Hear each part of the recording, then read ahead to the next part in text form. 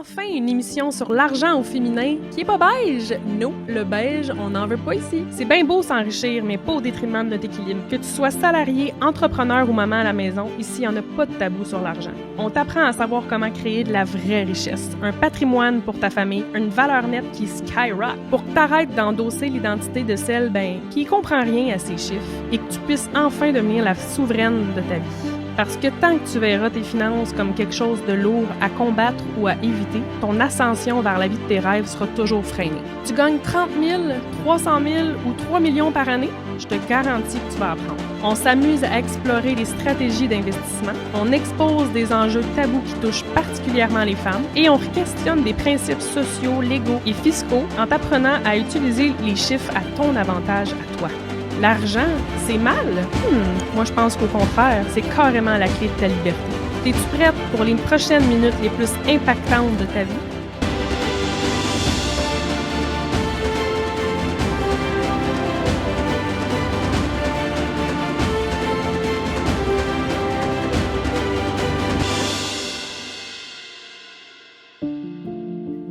Bienvenue! J'ai une question pour vous autres aujourd'hui.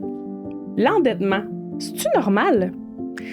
Ici, votre millionnaire en yoga pants. Vous le savez, je suis partie de 30 000 $ de dette. Et aujourd'hui, j'ai une valeur nette d'1 demi-million. Je m'en vais sur ma valeur nette d'1 million et je vous amène avec moi.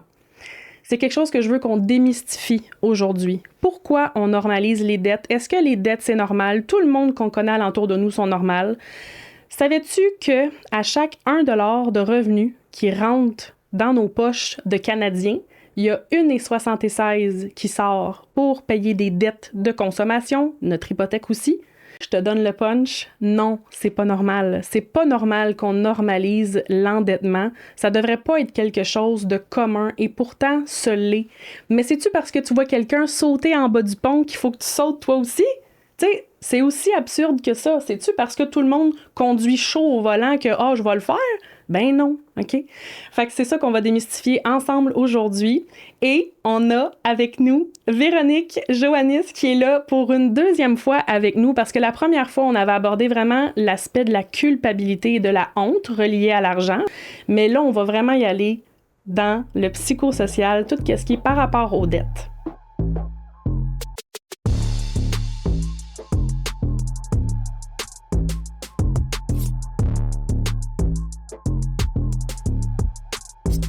Salut Véronique! Allô Myriam! Je suis contente que tu sois revenue. Merci pour l'invitation dans ton nouveau studio. Super beau. C'est beau, hein? Oui. Saison 2, là, il y a plus de budget. Fait que parle-nous donc un peu de ton expertise. Rappelle-la aux gens. Puis, ça serait quoi, toi, ton intake, justement, là, sur les dettes, la normalisation des dettes?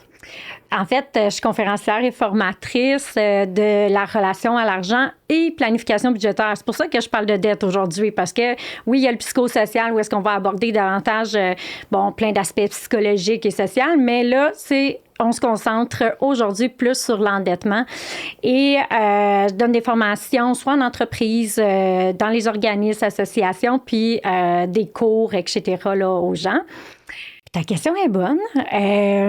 En fait, non, c'est pas normal d'avoir des dettes. Moi, je suis de la même pensée, la même lignée, puis je viens d'un organisme où est-ce que j'ai travaillé comme intervenante, où est-ce que je travaillais à sensibiliser au surendettement, à l'endettement, à la consommation. Fait que pour moi, là, ça fait presque 20 ans que c'est ancré en moi, là. Ouais. Mais là, moi, je suis vraiment plus une spécialiste des chiffres, la comptabilité, la fiscalité, le budget. Toi, tu es aussi une spécialiste du budget, mais tu y vas beaucoup plus sur un aspect, justement, psychologique et tout ça. Oui. Là. Les gens doivent connaître c'est quoi les impacts que ça a, l'endettement, sur nous, justement, toute la psychologie, qu'est-ce que ça a sur effet sur notre santé, oui, financière, mais aussi physique, aussi sur nos relations, comme tu nous disais.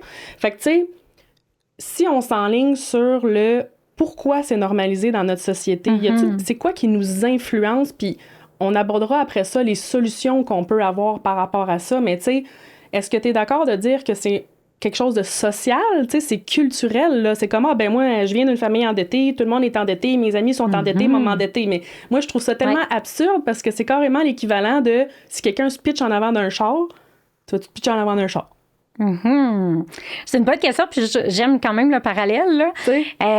Je te dirais que c'est comme s'il y a plein de facteurs qui m'ont influencé, mais oui, tu as raison de dire que si, je sais pas, moi, ma famille a toujours eu des dettes, ben c'est le modèle. En fait, c'est comme le modèle que j'ai eu. Mes parents, ils ont eu des dettes, mais ils ont bien vécu. On était aux études supérieures, etc. Mes amis, s'ils ont des dettes. Fait que je fais partie de la norme, donc je suis pas mal à l'aise de vivre comme ça, tu sais. Oui, mais il faut je veux pas taper sur la tête des gens aujourd'hui. Tu sais, le but, c'est vraiment pas de rendre les gens coupables. Une acceptation sociale qui ne devrait pas. Oui, mais tu sais, tout est basé là-dessus. Tu sais, admettons, ce qu'on voit, c'est qu'il y a des psychologues qui vous analysent, qui analysent tout le monde dans notre comportement, dans la façon d'agir, dans notre humeur, au niveau de notre cerveau, de la neuropsychologie pour la consommation. Fait que là, essaie d'aller contre un grand mouvement qui t'influence sans arrêt à consommer. L'accès au crédit, si l'accès au crédit n'était pas aussi facile, après ça, on l'a plus non plus papier. On a toutes nos cartes. Puis les cartes, tu peux en avoir 6, 7. Moi, j'ai vu de tout ça. Là, j'en ai vu plein. Puis c'est rare, les gens aujourd'hui qui ont juste 2 cartes de crédit. Une au cas où que je pars en voyage, ça me dépanne, mais that's it, c'est rare aujourd'hui. C'est comme tout le temps au cas où. La marge de crédit hypothécaire, c'est comme si, OK, c'est mon coussin, ma sécurité au lieu d'un fonds d'urgence, etc. Fait, c'est comme aussi, c'est, oui, les modèles, puis aussi la société de consommation, mais en même temps, ça a tellement augmenté les loyers, l'inflation. Tu sais, il faut aussi enlever une part de culpabilité parce que les salaires sont pas assez élevés. Là, on pourrait partir. Oui. Plein de choses. Mais c'est sûr que l'inflation a joué. Là. Moi, je vais juste montrer un peu comme ma cliente la semaine passée. La cliente la semaine passée fait le budget annuel. Elle est technicienne en éducation spécialisée. Elle a son logement. Aucun superflu. Là. Elle n'est pas une consommatrice, etc. Je regarde son budget, mais elle a un bon salaire. Elle travaille au gouvernement, mais elle n'y arrive pas. Et elle n'a pas de surconsommation. Fait qu'il y a une réalité aussi d'endettement qui est en lien avec les salaires, vu l'inflation, en lien avec l'inflation, mais aussi les taux hypothécaires qui ont monté énormément, tout ça. Fait que des fois, il y a comme une partie qui fait que le salaire féminin, on va se le dire, le salaire féminin est en moyenne beaucoup moins élevé, puis que même si tu fais attention, il y a de l'endettement. Fait que, tu sais, il y a plusieurs choses. Il y en a qui vont vraiment aller dans la surconsommation parce qu'ils se comparent aux voisins, là, une belle comparaison du voisin, ou parce que dans leur famille, ils ont toujours vécu endettés puis c'est une façon de vivre, mais il y a aussi la réalité d'aujourd'hui. Oui, tellement. Hein? Puis un coup qu'on s'enlève la tête du sable, mais c'est de se dire, on fait partie d'un système, qu'on le veuille ou non, comme tu dis, là, constamment. Là, on est sur nos téléphones, on voit des pubs, les banques qui facilitent le crédit, qui comme des slogans, là, vous êtes plus riche que vous croyez, comme qui nous incitent, veut pas, au crédit. Fait que c'est tellement normalisé, écoute, il y a du marketing de masse, là. Ils investissent tellement d'argent pour nous faire dépenser parce que eux, ils ont tout avantage à ce qu'on paye des intérêts parce que dans ce cas-là, qui s'enrichit, c'est eux, c'est pas nous. Ouais. Après ça, ben il y a l'aspect, social, culturel. On veut tout le temps comme se procurer des objets qui socialement témoignent d'un succès, un nouvel iPhone, un nouveau char, une nouvelle maison, montrer qu'on est quelqu'un. Fait que là, qui tu cherches à impressionner? Pourquoi? Pour qui? T'sais? En tout cas, des fois, tu fais comme... Tu sais, quelque part, c'est notre faute, mais c'est pas notre faute parce qu'on se fait comme amener dans une espèce de sillon malgré nous, tu sais. Puis comme on avait dit dans l'autre podcast, il n'y a pas d'éducation financière. Il y a ça aussi. Fait que, tu sais, c'est comme de savoir, mettons, OK, de calculer si je ne paye pas ma carte de crédit, ça va me prendre combien d'années de payer les paiements de base? Puis quand est-ce que je vais y arriver? Ça va prendre 20 ans. On ne nous l'a pas montré. Exactement. On ne nous a pas montré toutes les techniques, toutes les stratégies de marketing pour t'avoir. Ben, le premier prix, mettons, que tu vois quand tu rentres à un magasin, c'est un biais cognitif. Tu vas à la premier prix, là, tu vas voir, le deuxième achat, il va paraître donc bien beau en rabais. On dit, elle n'est pas chère parce que tu te réfères au premier prix. Mais toutes les choses comme ça que les agences de marketing ou les psychologues en marketing ne veulent pas qu'on sache. Mais ça, c'est dur à combattre. Mais s'il y avait plus d'éducation financière, ben on apprendrait autant à budgéter que à travailler notre rapport à l'argent, notre dynamique familiale là-dedans, mais aussi les stratégies extérieures pour avoir des choix plus rationnels parce qu'on est émotif avant d'être rationnel dans tous les achats, mais ça l'aiderait beaucoup. Oui. Fait que, tu sais, on dirait les solutions qu'on peut amener comme juste par rapport à ça, parce que là, tu sais, à un moment donné, de se battre contre un système au complet, mais tu sais, déjà d'être conscient de ça, tu sais, d'être conscient que c'est des clickbait tout le temps, tu sais, fait que quoi, désactiver nos notifications. Après ça, bon, quand tu veux chercher à t'acheter du matériel pour impressionner quoi, tu sais, aller guérir quelque chose au point de vue psychologique. La comparaison sociale, là, c'est un des grands fléaux. Ben exactement. Puis après ça, ben c'est l'éducation financière, tu sais, d'où l'idée du podcast. L'éducation, tu sais, puis veux pas, c'est de s'entourer mieux aussi, je pense, parce que c'est sûr que si t'es avec une gang d'amis ou, tu sais, si dans ta famille, c'est prôné le matériel, tu sais, tout le temps des sorties qui coûtent cher, ben tiens-toi donc avec une nouvelle gang ou tu sais, va chercher des modèles. À cette heure, on a le web, là, je trouve que on peut aller chercher des modèles différents. Quand on n'en a pas là, alentour. C'est ça, quand on n'en a pas alentour. En tout cas, vous nous avez, sachez-le. Venez nous suivre, on est là, OK, si vous voulez comme sortir un peu de ces mentalités-là que on reçoit par la famille ou les amis, puis que c'est dur de s'en sortir là, quand on est tout seul dans notre coin. Là. Oui, puis tu sais, des fois, changer de cercle social, c'est comme presque impossible, mais comme tu as dit, sur des groupes, ça peut aider. Ou sinon, de proposer, des fois, sortir de sa zone de confort, puis d'être le premier ou la première de la famille, de dire « Hey, on peut-tu faire un échange de cadeaux cette année? » Ou avec vos amis, hein, on peut-tu faire un potluck au lieu d'aller au restaurant? De juste le proposer, puis il y a quand même 86% des gens là, au Québec qui vivent de l'anxiété financière. Fait que de proposer ça, ça risque de briser un tabou que personne n'ose dire. Puis là, il y en a plein qui vont sûrement dire « Ah oui, ça m'intéresse. » Puis il faut juste être le premier ou la première parfois dans une famille ou dans un cercle d'amis pour oser faire différent. Si on en parle justement, parce qu'on s'entend que les dettes, là, ben, ça touche tout le monde, mais encore plus les femmes. Ouais. Tu sais, puis j'étais allée chercher sur le web justement pour trouver, tu sais, bon, mais c'est quoi la différence? Parce qu'on s'en rend pas compte, tu sais. Puis souvent, moi, quand je parle avec mon chum ou quand je parle avec un homme, comme ben non, tu sais, on dépense pas moins qu'une femme ou tu sais... j'ai trouvé 7 points, OK, de pourquoi la femme, en général, va être plus endettée. OK, c'est intéressant. Puis là, je lis ça, puis je suis comme, oh mon Dieu. Tu sais, je m'en rends même pas compte, OK? Fait qu'en partant, les inégalités salariales, ben ça, on le sait, mais comme, c'est vrai. Ça en fait partie de l'endettement. Après ça, ben, veux pas, là, la charge mentale de la famille... C'est nous qui prend off quand les enfants sont malades, quand il y a des rendez-vous à l'hôpital. Tu sais, les papas s'impliquent de plus en plus, mais reste que souvent, c'est nous le salaire plus petit. Fait que qui manque quand l'enfant il est malade, le salaire plus petit, tu sais? Fait qu'il y a ça. Après ça, l'endettement étudiant. Il y a de plus en plus de bachelières. C'est malade, mais ça fait des dettes étudiantes. Oui, fait que la femme, des fois, peuvent être longues à rembourser. Ouais, fait que la femme, elle sort de ses études avec un salaire en partant moindre, avec peut-être un congé de maternité en plus qu'elle a eu ou qu'elle va avoir. Fait que là, c'est comme 3 strikes en arrière, tu sais. Ouais. Après ça, il y a la pression socio-culturelle, là, le marketing, tu sais, qu'on doit être jeune, les crèmes, les make-up, le botox, toutes ces affaires-là. La taxe rose, hein? Oui, exactement. Le même rasoir pour hommes, pour femmes, la même chose pour femmes va être plus cher. Donc, si ça vous intéresse, là, la taxe rose, là, c'est un peu insultant, mais ça en fait partie des frais qui sont plus élevés, là. Ouais. C'est fou, hein? Puis, tu sais, sinon, ben, il y a les violences économiques. Ouais. Puis il y a la retraite, dans le fond, qui est retardée là, à cause de toutes ces raisons-là, que la femme est moins capable de cumuler de la richesse au long de sa vie de travailleuse. Il faut qu'elle reste en moyenne 50 plus sur le marché du travail que les hommes, tu sais.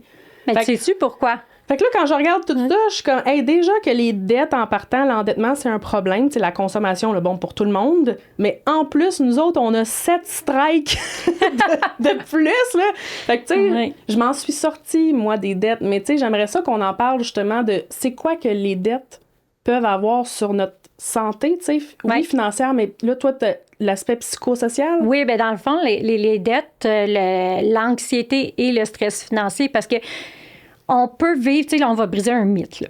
on peut vivre du stress et de l'anxiété sans dette. On peut être stressé parce que dans l'avenir, je sais pas, là, j'arrive, j'ai pas de dette, mais j'ai pas de coussin pour ma retraite. Fait que je peux vivre quand même du stress. Fait que j'inclus, si je vis de l'endettement, du stress, de l'anxiété, tout ça là, ensemble, il y a des symptômes qui vont être comme plus physiques, psychologiques. Il va y avoir des symptômes plus sur la famille, puis tes habitudes de vie et le travail. J'ai une question pour toi. D'après toi, c'est quel symptôme qu'on voit le plus des gens stressés ou qui vivent l'anxiété financière? Ben, pour l'avoir vécu, là, honnêtement, c'était une des douleurs les plus grandes que j'ai vécues, l'endettement. J'en ressens encore des douleurs physiques de ça, là. Okay. Le stress, l'insomnie. Ah, tu viens de le dire. Ah oui. Se lever le matin, là, puis de faire comme, à quoi bon, là? Tu sais, ma journée va servir à payer des dettes, là. Comme, tu te lèves avec une dépression, on dirait, de vivre, là. Moi, c'est ce que j'ai vécu. Dans le fond, tu as nommé 3 choses. Physiquement, tu ressentais des douleurs. Psychologiquement, physique, l'insomnie, ça peut être un peu des deux. Ben, l'insomnie, là, c'est le numéro 1 au Canada. Le plus grand. Puis je te dirais que tous les clients que je rencontre, là, c'est la chose qui me parle.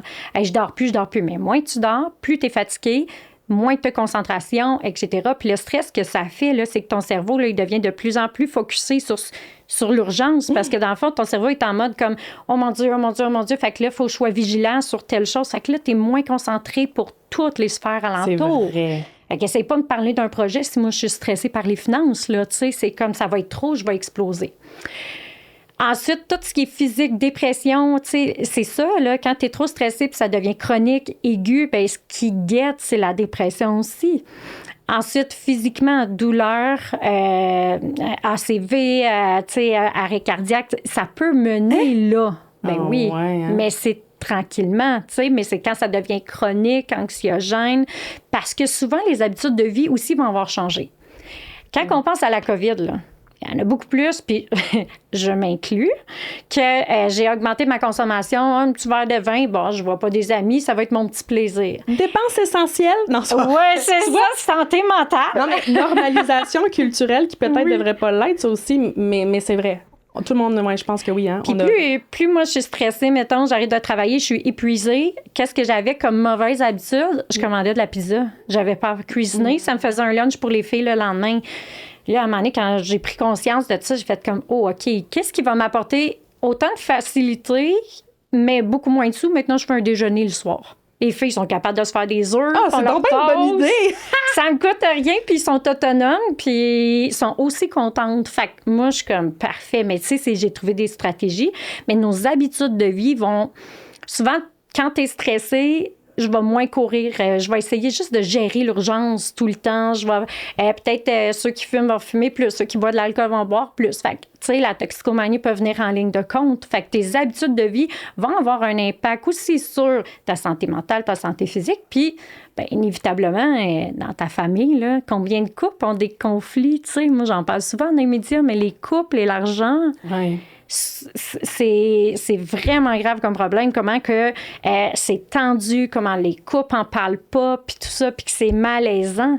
Puis après ça, ben c'est sûr que, fait que ça l'amène, quand t'es stressé avec tes enfants, t'es moins patient, moins patiente, avec ton entourage, tes amis, ça se peut que t'es vois moins parce que t'es endetté. Fait que là, tu te dis, j'irai pas au restaurant, j'ai pas l'argent, mais tu le dis pas, tu dis, ce soir, ça me tente pas. Puis après, ben au travail. Oui. C'est drôle parce qu'on dirait que tu fais remonter toutes des blessures, tu sais, j'ai tout vécu ça, là, tu sais, moi, le stress, honnêtement, c'était rendu tellement élevé que moi, ça me rend léthargique, genre, je paralyse, puis là, comme tu dis, t'as pas le goût de te faire une salade, là, t'as le goût d'une grosse poutine rassurante ou des sushis, genre quelque chose qui te fait sentir bien sur le coup, mais après ça, c'est pas bon. Puis là, comme tu dis, le nombre de restaurants que j'ai refusés quand je me remettais de mes dettes, tu sais, mais j'essayais de proposer des alternatives. Hey, on peut-tu aller marcher au parc? On peut-tu aller faire du vélo? On peut-tu, whatever, prendre un café sur le bord de l'eau? Mais tu sais, c'est vrai que, veux pas, quand on sort, notre social, c'est beaucoup les restos, c'est beaucoup les sorties. Fait que là, quand tu veux te sortir de tes dettes, t'as pas le choix de dire non à ça. Puis ça peut créer comme un isolement, c'est ça? Ben oui. Oui, l'isolement, ça en fait énormément partie. Puis l'isolement amène la dépression. Puis tu sais, quand on parle d'argent et bonheur, là, mais l'élément fondamental pour le bonheur, c'est les relations, la qualité de tes relations sociales. Fait que c'est à toi, mettons, de t'affirmer puis de proposer des solutions comme tu as fait. Ouais. On peut aller marcher, on peut aller faire du vélo complètement différemment. Puis le dernier, tu sais, au niveau de l'impact de la productivité du travail, là, les entreprises, ils perdent des millions de dollars à cause du stress financier parce que les employés sont stressés. Il y en a même qui gèrent leurs dettes, leur endettement dans le milieu de travail, qui font des appels. Puis tu es tellement focusé sur « Oh mon Dieu, comment je vais y arriver? Puis comment je vais payer ça? Puis qu'est-ce que je vais faire là? » que tu es...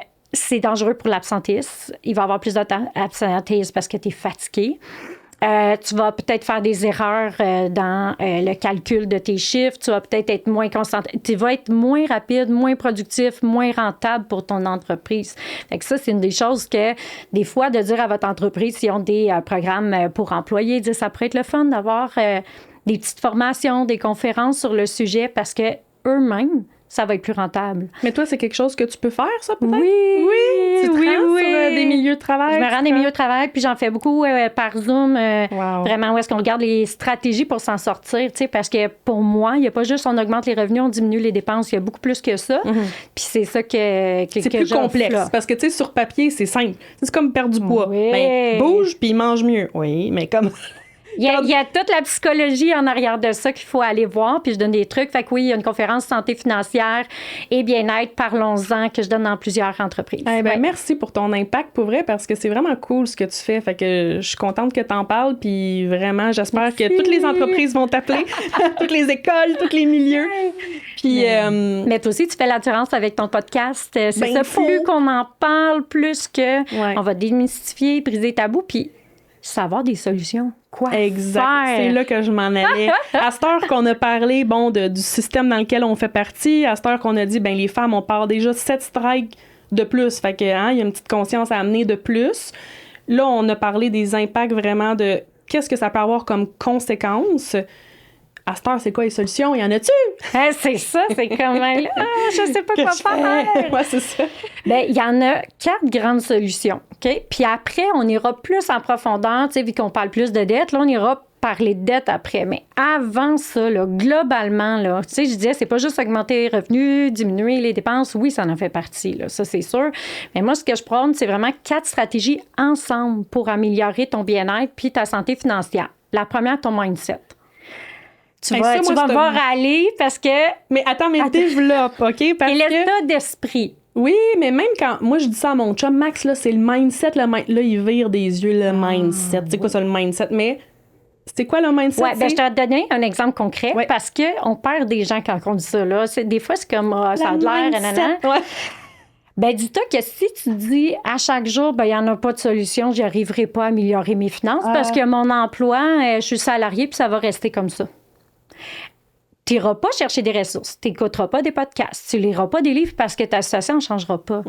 Juste de te dire, je ne connais pas la solution, mais je vais m'intéresser puis je vais regarder ce qui se fait. Juste ça. Ton état d'esprit, ta façon de penser, ta fausse croyance de dire il n'y a rien à faire, il y a peut-être des choses que tu ne connais pas qui existent. Fait que d'être ouvert à dire je ne sais pas ce qu'ils ont, ces filles-là, qui savent que moi, je ne sais pas, mais on va m'intéresser.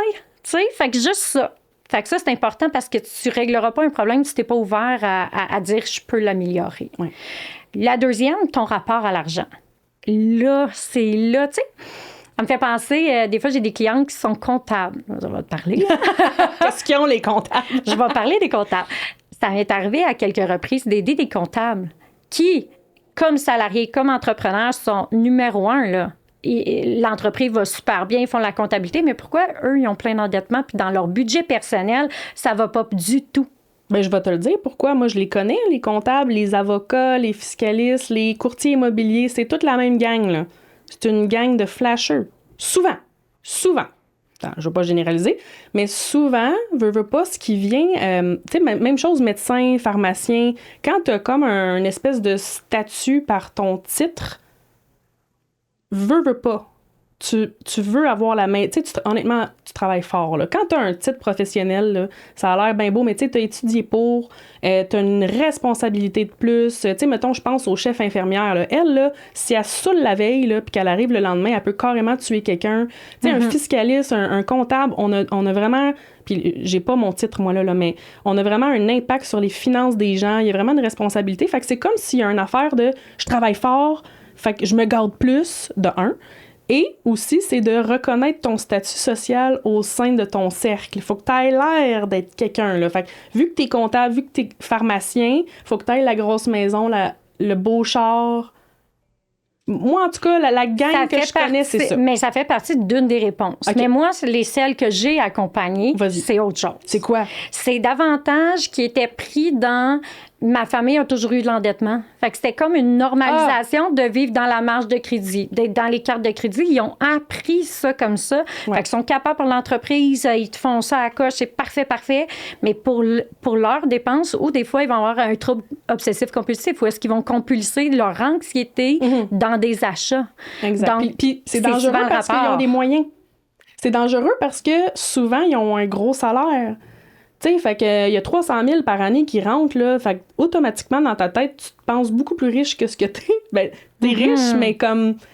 Fait que tu dépenses. Mais oui, c'est sûr qu'il y a l'influence. Tu sais, quand je dis les flasheux, là, mais veux pas, c'est parce qu'ils sont entourés de gens comme ça. Fait que, tu sais, c'est difficile de te sortir d'un milieu comme ça parce que là, t'as l'air du pauvre de la gang. Oui, aussi. Tu te fais taquiner, là. Ouais. Tu te fais dire, ah, t'es cheap. Ah, t'es quoi, là, tu fais pas assez d'argent. Tu sais, le monde, ils vont te faire sentir cheap, de pas faire comme eux, mais quand que eux vont se pitcher en bas du pont, dans le fond, c'est eux qui font pas la bonne chose. Tout à fait. Mais il faut être capable d'être dans, tu sais, toi puis moi, on est plus affirmatif. Puis on va dire, ben non. La réponse, c'est non, tu sais.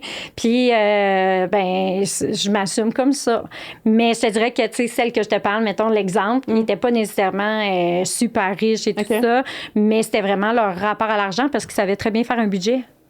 Mais c'était leur rapport à l'argent qui était à travailler. Fait que ça, c'est la deuxième chose. On peut travailler notre mindset dans le sens où est-ce que juste croire qu'il y a peut-être des solutions, là. Ouais. On va y aller à la base.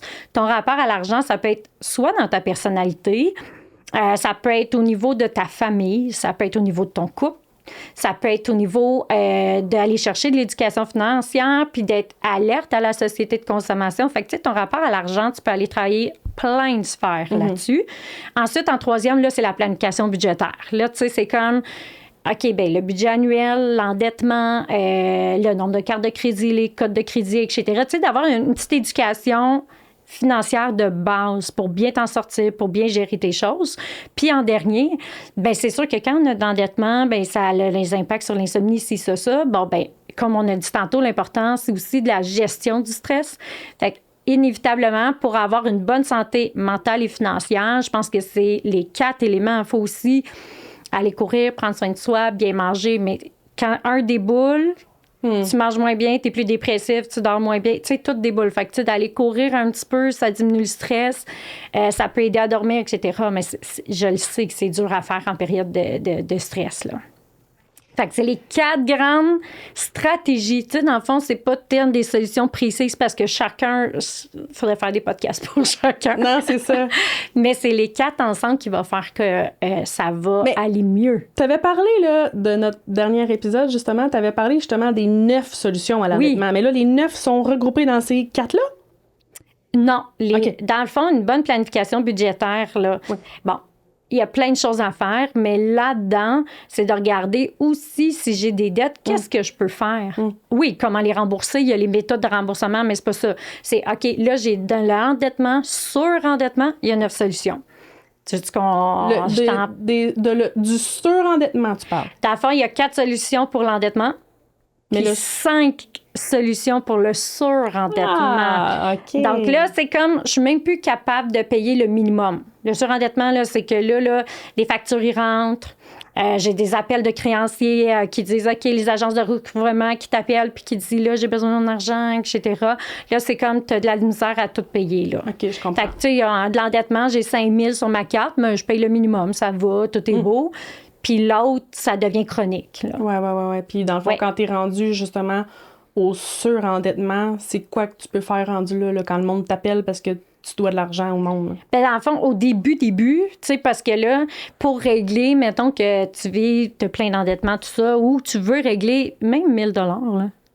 Moi, j'ai vu 1 000 à 200 000. Il n'y a pas de montant ici. Là, c'est sûr qu'au début, la première chose, puis là, tu vas être d'accord, le budget annuel. Yay! Pour avoir une vue d'ensemble. Oui. Puis ensuite, regardez, j'ai-tu des actifs? J'ai-tu des REER, des CELI? J'ai-tu des actifs de côté? Sinon, c'est pas grave. Mais mes dettes, c'est quoi que j'ai? Quelle dette? J'ai-tu un prêt étudiant? J'ai-tu un prêt personnel? J'ai-tu une marge de crédit? Et c'est rendu à combien? Donc, c'est comme tu disais tantôt, on arrête de faire l'autruche, là. On regarde nos chiffres, puis ça nous tente pas. C'est pas glamour, puis c'est pas sexy, puis c'est pas le fun. Mais à un moment donné, c'est la première chose à faire, c'est regarder nos chiffres. Mais c'est ça que je trouve drôle. Conscience. Oui, mais c'est... Tu sais, déjà là, moi mon expertise est là. Tu sais, règle tes trucs psychologiques. Puis viens me voir après, parce que moi, je comprends pas. Tu sais, c'est comme si je te dis, hey, moi, je vais être CPA dans la vie. Parfait, voici ce que j'ai, voici ce que j'ai pas. Il te reste ça à faire pour aller chercher ton titre. Ah, OK, moi y aller. Je suis pas en train de me dire que je suis pas bonne. Je suis pas en train de me dire... Fait que je trouve que le budget, pour moi, c'est... Pourquoi il y a autant de blocages là? Parce que il devrait pas avoir de honte. Regarde, voici ce qu'il y en est, là. Voici ce qu'il reste à faire pour atteindre le... Oui, mais tu es obligé de faire des deuils, de faire des choix. Quand tu regardes la réalité, là, c'est... Peut-être que je n'irai pas en vacances cette année ou je voulais louer un chalet 2 jours avec mon amoureux puis ça marche pas. Fait que c'est des deuils, des renonciations, c'est des choix à faire. Mais nous qui tripons budget annuel, qui voient le positif, ça permet de dire hey, j'ai le goût d'aller au Costa Rica. Bon, c'est comme mon cas, là. C'est ça que j'aimerais dans pas long. J'y vais avec toi, j'y vais! Fait que là, c'est de dire, OK, mais je vais y aller, mettons, dans 3 ans, je le mets de côté. Fait que le budget annuel, ça permet d'avoir une vision globale. Puis pas juste de dire, faut que je rembourse. Oui, mais à ta minute, c'est quoi le positif? C'est quoi le fun de faire ça? Exact. C'est d'atteindre ce qui te tient le plus à cœur. Mais je pense que tu viens de mettre le doigt dessus devant, genre, je me suis auto-répondu dans ta réponse. C'est que je pense que quand moi, je me fais dire, voici ce qui manque ou voici les prochaines étapes pour te rendre là, ben moi, je vois hey, je vais être rendu là. Je vois pas je m'en fous, regarde, c'est pas fait, mais je vais y arriver, puis je vais y aller, puis je vois tout le fun que ça va pouvoir m'apporter. Fait qu'il faut arrêter, comme tu dis, de focusser. Faut se mettre en mode solution. Oui. Là.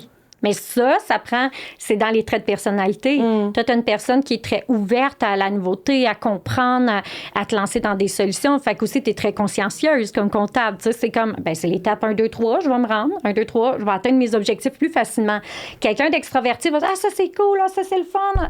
Fait que c'est sûr que tes traits de personnalité aide grandement à ta profession puis à atteindre tes objectifs aussi. Fait que là, moi, j'ai droit à un coaching gratuit. Une auto-analyse. Personnalité. Okay, fait que, numéro 1, être ouvert aux solutions. Numéro 2, la planification budgétaire sur 1 an. Numéro 3. Dans le fond, la planification. Puis après ça, une fois que tu as vu tes actifs, tes dettes, puis que là, tu as ton budget annuel, là, c'est de regarder, OK, c'est quoi les 9 solutions, finalement. Puis de regarder, c'est vrai, là, faut que tu regardes, je peux-tu augmenter mon revenu? Qu'est-ce que je peux couper? Y a-tu des abonnements qui pourraient me coûter moins cher? Bon, une fois que tu as fait ça, la première étape, c'est ça qu'on appelle le réaménagement budgétaire. Donc, c'est d'essayer de couper certains endroits, de voir, je peux-tu augmenter, pas augmenter? Je peux-tu négocier en couple le pourcentage qu'on paie chacun selon, etc. Il y a plein de choses qu'on peut faire. Je peux-tu trouver un sugar daddy? Je peux-tu garder? Il y a plein de... Il n'y a pas de problème! Mais fait que dans le fond, ce que tu es en train de me dire, là, c'est que étant endetté ou étant surendetté, les premières étapes sont les mêmes. Pour tout le monde. OK, je comprends. Jusqu'au réaménagement budgétaire. La deuxième solution, quand tu as de l'endettement, là, c'est de faire un budget d'urgence. OK? Ce que j'entends par budget d'urgence, là, c'est que tu te sors la ceinture, puis pas à peu près. C'est que tu vas à l'essentiel des dépenses, mais ça, là, c'est pas possible psychologiquement, là. 3 à 6 mois. Même 6 mois, là, bravo, là. Mais 3 mois, à dire, je vais pas au restaurant, je vais pas prendre un petit café. Je l'ai fait pendant 3 ans, que je dois être heurtée mentalement, là. Je suis heurtée mentalement, je peux te le dire. Je suis traumatisée. Ça se peut, parce que nous, avant, c'était 9 mois le maximum qu'on disait, puis c'est pas tenable. Fait que ça se peut que ça t'ait fait comme une peur qui est restée aussi de dire « Oh mon Dieu, tu sais, je peux-tu dépenser ou pas? » Mais là, on en parlera. Ouais, c'est ça. Tu me coacheras, je prendrai un appel privé avec toi. C'est ça, je te coacherai après. Fait que le deuxième, c'est le budget d'urgence. Est-ce que, en me serrant la ceinture, je peux rembourser le 1000$ sur ma carte de crédit qui me stresse puis qui m'énerve, tu sais? Fait que ça, c'est la deuxième. La troisième, souvent laquelle on pense pas, mais les ventes d'actifs. OK. Ben là, oui, souvent, on pense à la maison, mais là, les logements coûtent cher aussi, mais c'est pas vrai qu'ils coûtent aussi cher qu'une maison encore aujourd'hui. Mais souvent, des fois, je vois des gens qui, je sais pas moi, un skidoo, un sidou, un ci, un ça. Moi, je suis une passionnée de telle affaire, mais je le fais plus, tu sais. Moi, j'aime la photographie, mais un jour, je vais vendre mon équipement, etc. Tu sais, fait qu'est-ce qu'il y a des choses que vous pouvez vendre qui pourraient, je vais avoir un 500, un 1000$ pour des petites dettes, tu sais, pour alléger. Fait que ça, c'est possible. Le quatrième, puis là, j'ai la négociation avec vos créanciers. Si, mettons, c'est un moment, congé de maternité, chômage, c'est un moment qui ne sera pas récurrent. Tu sais, que c'est comme une partie de ta vie, qu'une couple de mois, c'est dur, appelle, il y a plein d'ententes qu'on peut prendre. On parle pas de faillite, là. On parle... Négocier, j'appelle. J'appelle Hydro-Québec. J'appelle mon créancier pour dire, là, ce mois-ci, là, j'y arrive pas. Est-ce que je peux sauter un paiement puis échelonner un petit peu plus? Est-ce qu'on peut baisser le montant, mais au lieu d'être sur 12 mois, on le mettrait sur 18 mois? Ça se fait. Donc, dans des périodes, mais tu sais, si c'est pas une période qui est différente des autres ou est-ce que tu as une baisse de revenus, moi, j'attendrai. Ça sera pas la solution. Non, parce que là, tu perds un peu ton nom aussi en faisant ça. Tu sais, dans le fond, t'as pas le choix d'être... C'est pas pire pour la carte de crédit. Là, c'est juste que au moins, pendant une certaine période, si tu es en congé de maternité, tu y arrives pas. Ouais. Tu stresses pas à avoir des appels d'agences de recouvrement qui t'appellent, tu dois mon argent, tu comprends? Ouais. Fait que pour la tranquillité d'esprit, c'est à prendre en compte. Là. Je comprends. Et ça, c'est 4 solutions qui sont dans l'endettement. On n'est pas dans le surendettement. Bon, puis si on y va dans le surendettement.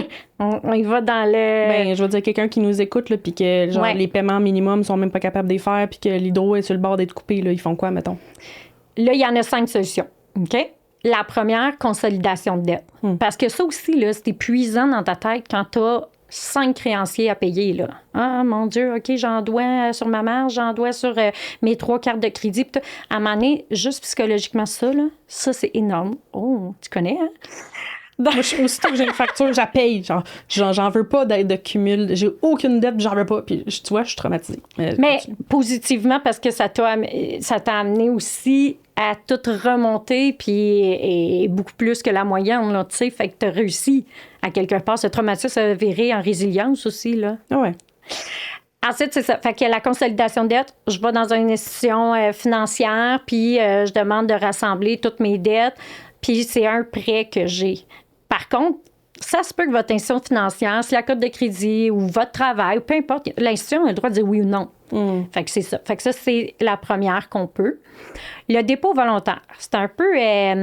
souvent, ça, c'est fait avec les syndics en insolvabilité. C'est plus complexe. Ça se fait avec la cour. Puis c'est vraiment dans des périodes où est-ce que tu peux même pas rembourser. Puis là, le taux d'intérêt va être de 5 %. Mais c'est complexe, le dépôt volontaire. Fait que moi, je dis, n'importe qui, appelez un syndic en insolvabilité. Puis ça fait... Ils vont tous vous expliquer ça. L'autre solution, il y a la proposition de consommateur. Tu sais, avant d'arriver à la faillite, il y a quand même la proposition de consommateur aussi, qui, ça, c'est comme si toutes tes dettes, là, dans le fond, ils vont prendre, tu vas rembourser un pourcentage de l'ensemble de tes dettes, mais tu vas garder tes biens. Dans le fond, ton auto passera pas dedans ou des choses comme ça, OK? Fait que c'est mettons, en 5 ans ou en 3 ans, tu vas avoir tout payé. Fait que tu n'as plus d'appel d'agence de recouvrement. Tu gardes ton auto, ta maison, puis tu paies tant par mois au syndic qui, eux, s'occupent de payer les autres créanciers. Mais encore là, est-ce qu'ils peuvent dire oui ou non selon ta situation? Oui, bien, c'est comme, tu as le droit à 1000, à 200, mon Dieu, à 250 000 de dette. Il y a des restrictions un peu, mais c'est rare que ça passe pas, mais dans le fond, un appel, c'est gratuit, le premier rendez-vous. Tu peux t'informer, là. Okay. C'est sûr que...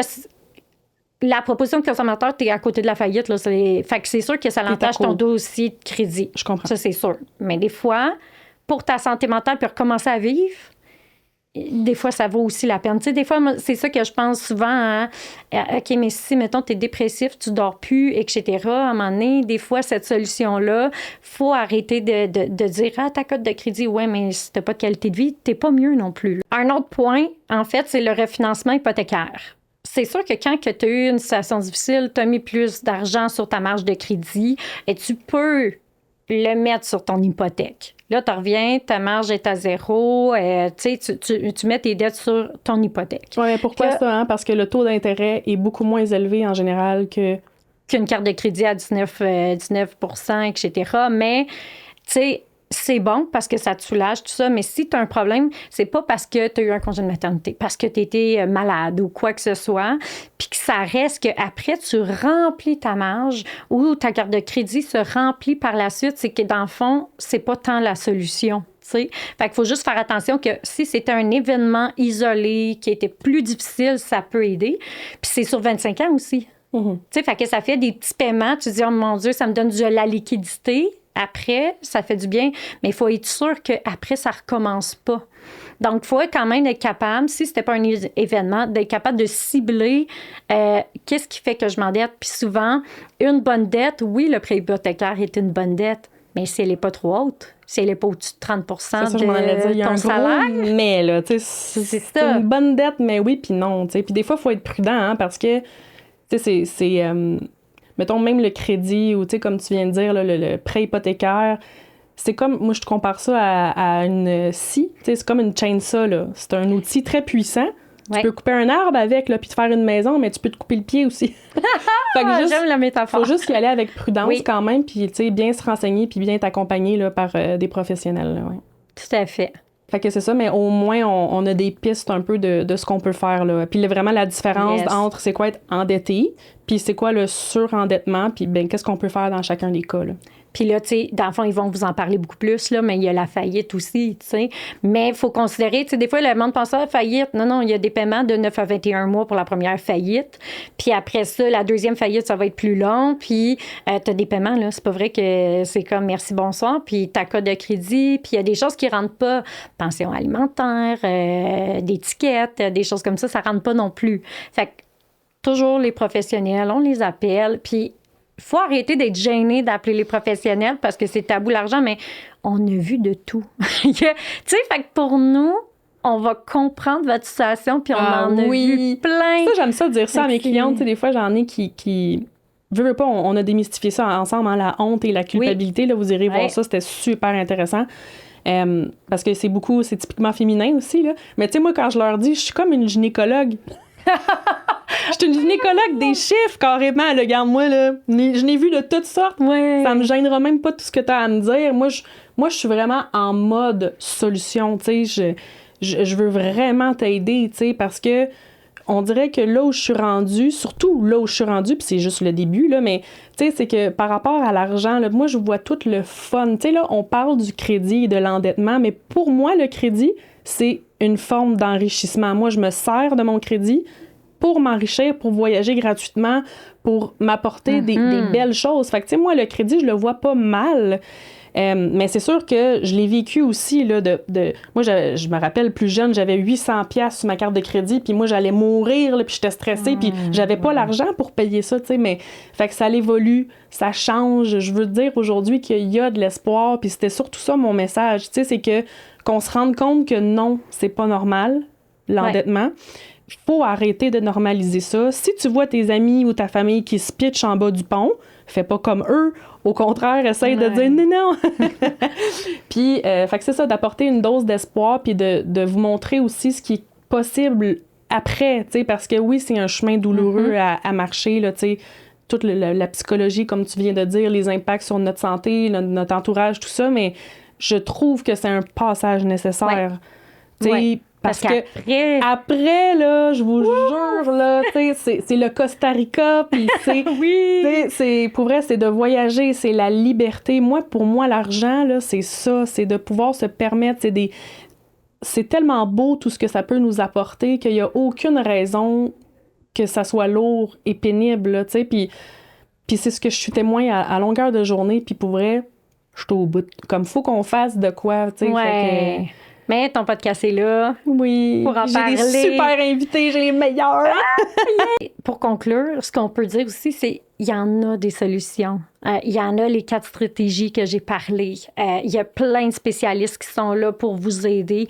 Puis, je pense qu'il y a un travail encore à faire au Québec, au Canada, Vraiment. sur l'éducation financière, mais qu'on est là. Puis, le pouvoir de changement, il existe, il est vrai. Et c'est possible d'améliorer notre situation financière, peu importe ce qu'elle est. Vraiment. Puis, tu sais, je pense qu'encore plus spécifiquement pour les femmes, Ouais. oser négocier un salaire à la hausse, t'asseoir avec ton conjoint, faire un budget équitable. J'ai fait un épisode complet là-dessus. On veut pas un budget égal, on veut un budget équitable. Vous irez voir mon épisode là-dessus, je le détaille. S'éduquer financièrement. Tout à fait.